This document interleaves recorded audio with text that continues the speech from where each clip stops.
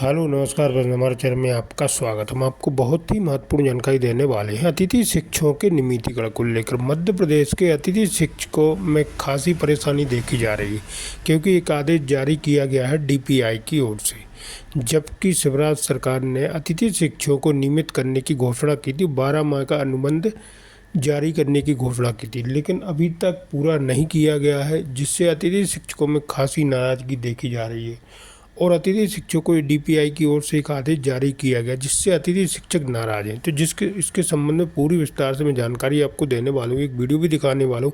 क्या कहना है मध्य प्रदेश के अतिथि शिक्षक के जिला अध्यक्ष, प्रदेश अध्यक्षों का और मध्य प्रदेश के सभी अध्यक्षों का इस आदेश के संबंध में क्या कहना है, क्या योजना बनाई जा रही है आगे की, और अतिथि शिक्षकों का नियमितीकरण कब तक किया जाएगा, इसके संबंध में पूरी विस्तार से मैं जानकारी आपको देने वाला हूँ और एक वीडियो भी दिखाने वाला हूँ जिसमें अतिथि शिक्षकों से क्या कहा गया। वीडियो में बने रहे, वीडियो पूरा देखें। वीडियो अच्छा लगे तो लाइक और चैनल को सब्सक्राइब जरूर कर लें नई अपडेट पाने के लिए। इस समय शासन प्रशासन स्तर पर बड़ा अनोखा काम चल रहा है। सबसे पहली बात तो यह है कि अतिथि शिक्षकों के लंबे संघर्ष के बावजूद भी संघर्षों के बदले अतिथि शिक्षकों के हित में सरकार ऐसा कुछ भी कदम नहीं बढ़ा पा रही है जिससे अतिथि शिक्षकों का हित, अतिथि शिक्षकों के कार्य अनुभव का लाभ और अतिथि शिक्षकों ने जो त्याग किया है उनका फ़ायदा अतिथि शिक्षकों को मिल सके। बहरहाल सितंबर 2023 से बढ़ा हुआ मानदेय जो तत्कालीन मुख्यमंत्री जी के द्वारा घोषित किया गया था, वह बस अतिथि शिक्षकों के खाते में आ रहा है। वह भी जो अतिथि शिक्षक साथी शासन की नीतियों के चलते काम से अलग हो चुके हैं, उनको कोई फ़ायदा है भी। जो काम पर लगे हुए हैं उनको भी फ़ायदा एक प्रकार से मिलता आ रहा है और ऐसा निश्चित भी नहीं रहता कि कौन अतिथि शिक्षक साथी कब बाहर कर दिया जाए और किस कारण से बाहर कर दिया जाए। इस विसंगति पर विराम नहीं लग पा रहा। आप हम सब मिलकर लगातार प्रयासरत ही हैं, परंतु प्रयास एक प्रकार से असफल तो नहीं कहूँगा, तब भी असफल की ही तरह हमारे प्रयास अब तक के साबित हो रहे। अब चूँकि लोकसभा चुनाव सिर पर है और आचार संहिता के चलते हमारे द्वारा जो प्रयास हैं उसमें भी आंशिक रूप से विराम लगा हुआ है। अपने स्तर पर हम आप सब कहीं न कहीं अतिथि शिक्षकों के हित में सरकार निर्णय ले, सरकार फैसला करे, इसके लिए काम कर ही रहे हैं। मुख्यमंत्री जी ने भी कुछ दिन पहले दो टूक शब्दों में कहीं पर कहा है कि लोकसभा चुनाव हो जाने दीजिए, फिर मैं आपसे बात करता हूँ। भरोसा तो है उन पर, क्योंकि वो उच्च शिक्षा मंत्रालय का दायित्व देखते हुए अतिथि विद्वान साथियों के लिए काफ़ी कुछ फ़ायदेमंद नीतियाँ लाए हुए, इससे भरोसा तो है। चलिए उनको भी देख लेते हैं। लोकसभा चुनाव और कुल मिलाकर के केंद्र में सरकार बन जाने दीजिए, इसके बाद फिर माननीय मुख्यमंत्री जी का ध्यान कहीं न कहीं से आकर्षित कराते हैं और हमको लोकसभा चुनाव में अपने अपने स्तर पर शिक्षकीय भूमिका में रहते हुए, अलग बात है कि जो साथी शिक्षकीय कार्य से दूर हैं या अभी हट चुके हैं, वह भी हमारे सबके लिए एक समान हैं, वह भी इसी श्रेणी में आते हैं। हम आप सभी को शिक्षकीय भूमिका में रहते हुए मतदान का प्रयोग करना है और बेहतर से बेहतर मतदान करने के लिए मतदाताओं को जागरूक भी करना है। साथ ही दोनों काम हमारे माध्यम से होना चाहिए। हम स्वतंत्र रहकर मतदान करेंगे। हम किसी साथी से यह नहीं कहेंगे कि आपको किस व्यक्ति को या किस राजनीतिक पार्टी को मतदान करना है। आप सब समझदार हैं। लोक हित में, जनहित में और राष्ट्र हित में हमको मतदान करना है।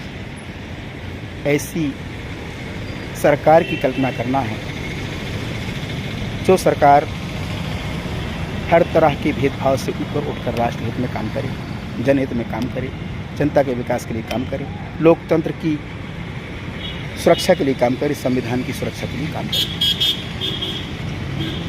वर्तमान में एक बात आ रही है साथियों कि तमाम जगहों से, तमाम ज़िलों से जानकारियां आ रही हैं और राज्य स्तर से भी, प्रशासनिक स्तर से भी जानकारियां आ रही हैं, आदेश निर्देश जारी किए जा रहे हैं कि अतिथि शिक्षकों की भी चुनाव में ड्यूटी लगाई जाएगी, विशेष पुलिस अधिकारी के रूप में। हम सरकार के इस निर्णय का स्वागत करते हैं, परंतु कुछ जगहों पर अतिथि शिक्षक साथियों को 1 अप्रैल से काम से अलग कर दिया जा रहा है। आखिर एक आदेश आज की तारीख में जारी हुआ है कि अतिथि शिक्षकों को अब अप्रैल माह भर सेवाएं ली जाएंगी, परंतु यह विसंगति मध्य प्रदेश में बहुत सारी जगहों पर चल रही है।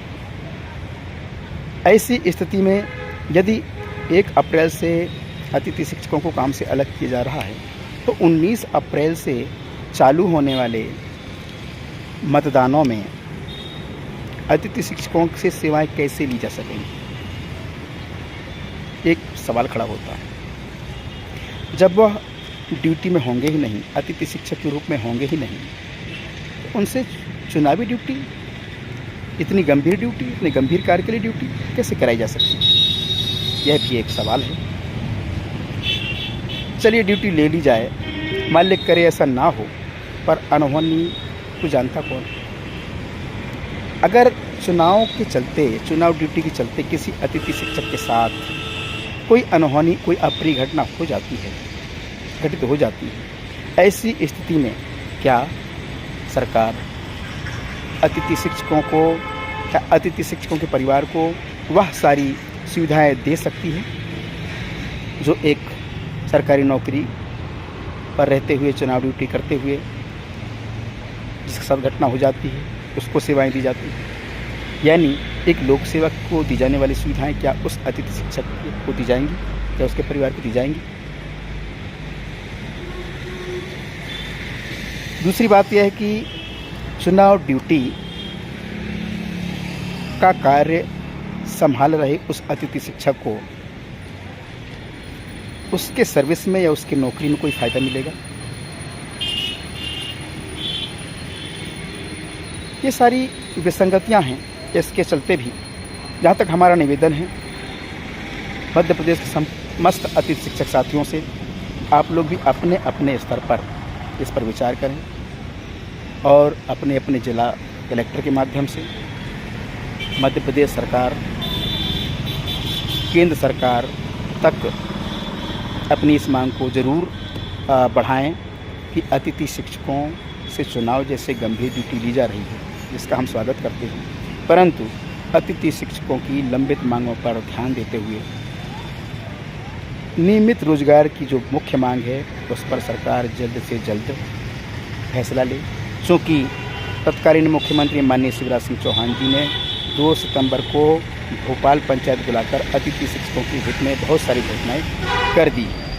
उनमें से मानदेय के अलावे एक भी घोषणाओं का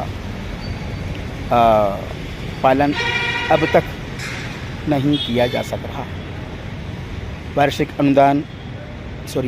वार्षिक अनुबंध की बात थी, वह भी अभी तक नहीं हो पाया। गुरुजियों की तरह प्रक्रिया लाने की बात थी, उस पर भी काम नहीं किया जा सका। तो हमको कल परसों यानी 5, 6, 7, 8 अप्रैल तक भी आप हम सब माननीय जिला कलेक्टर के माध्यम से शासन, राज्य शासन और केंद्र शासन तक हमको इस मांग को लाया जाना चाहिए कि अतिथि शिक्षकों से चुनाव जैसे ड्यूटी दी जा रही है। हमारी भी मांग है कि अतिथि शिक्षकों की नौकरी, अतिथि शिक्षकों को रोजगार में स्थायित्व आए। इसके अलावा जैसे ही लोकसभा के चुनाव पूरे होते हैं, सरकार केंद्र पर बनती है, हमको तुरंत एकजुट होकर के अपनी मांग को फिर से मजबूती के साथ सरकार के समक्ष रखना चाहिए। साथियों, आप सभी अपने अपने स्तर पर सकुशल होंगे और निराश ना हो, मायूस ना हो, हताश ना हो। हम एक दूसरे से लगे हुए हैं, एक दूसरे के संपर्क में हैं।